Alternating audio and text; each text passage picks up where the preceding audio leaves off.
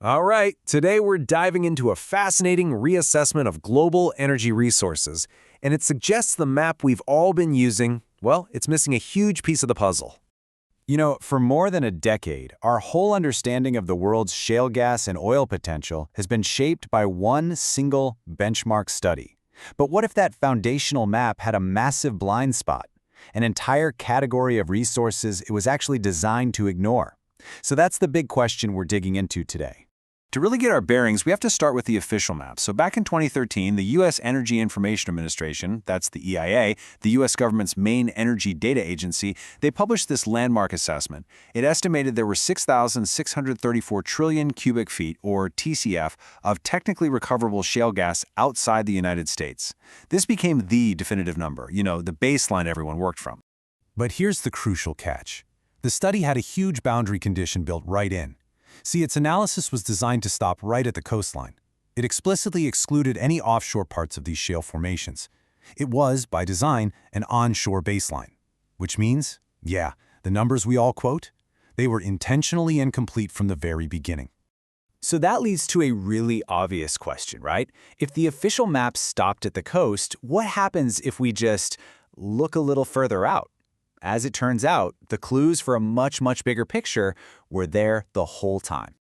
And look, the basic idea here is super simple. It's all about geology. These massive underground sedimentary basins that hold all these resources, they were formed by geological processes that took millions and millions of years. They really don't care where we drew our modern-day coastlines on a map. They just keep going. And we're not just talking about wild guesses here. And here's the wild part. The original report from 2013 actually points this out. It specifically mentions that Mexico's Burgos Basin stretches right out into the Gulf, and that Argentina's basins continue way out onto the Atlantic shelf.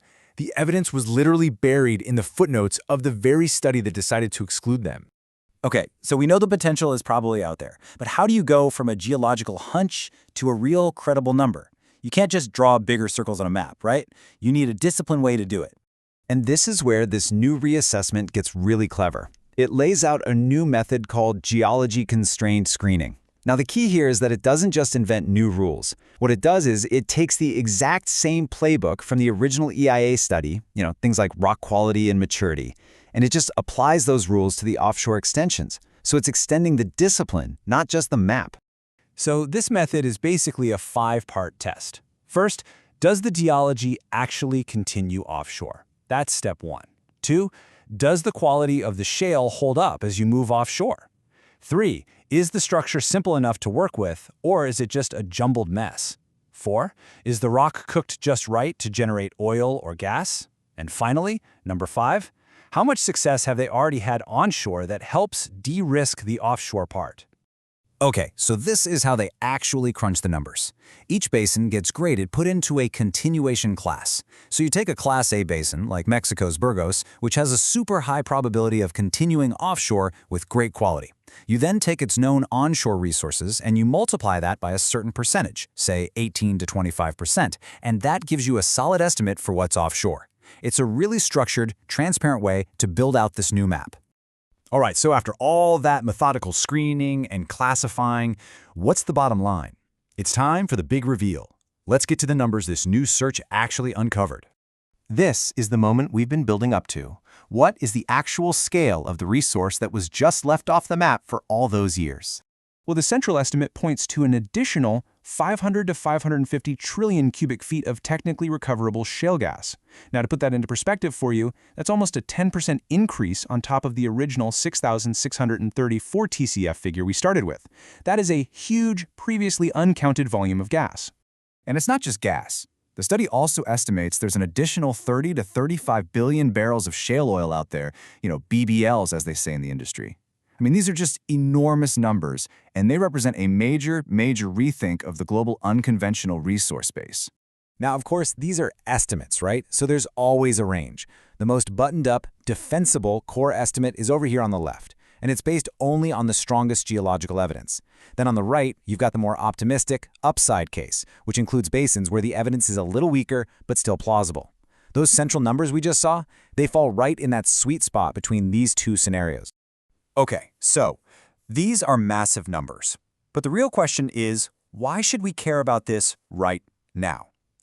This is where this whole thing goes from being an academic paper to a major geopolitical issue.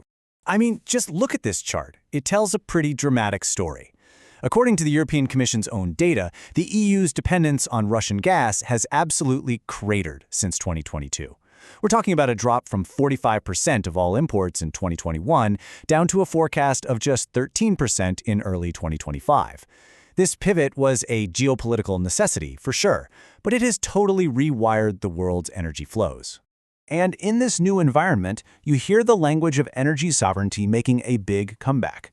Now, this quote here attributed to Donald Trump is obviously polemical, it's not analytical, but wow, does it capture the broader strategic mood, where having to rely on imports is increasingly seen as a big vulnerability. So here's the crucial point.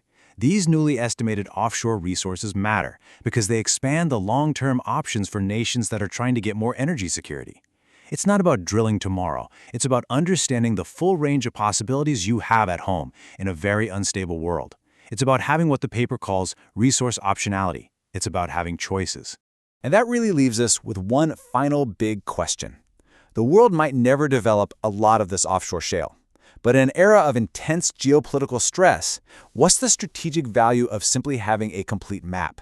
Of knowing the full extent of your options, even if you decide not to use them for decades? That right there is the real power of redrawing the world's energy map.